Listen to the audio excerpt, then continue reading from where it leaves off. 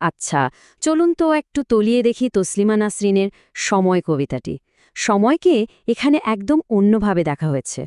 রাত ৩টায় ঘুম ভাঙাটা কিন্তু বিরক্তির না, বরং এক অদ্ভুত শান্তির।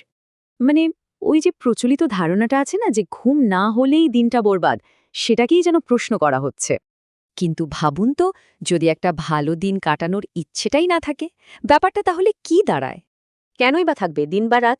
কবি যেন জীবনের এই মৌলিক ভাগগুলো থেকেই নিজেকে সরিয়ে নিচ্ছেন। দিন এখন অনেক দূরে, আর রাত জেগে থাকার সাথেই শুয়ে আছে। দুটোই কেমন যেন অচেনা হয়ে গেছে।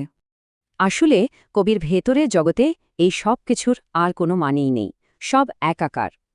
এই দিন, এই রাত, এই সময়, এগুলোর সাথে কবির আর কোনো সম্পর্কই নেই। কবিতার আসল গভীরতাটা লুকিয়ে আছে এই একটা শব্দে, একাকার।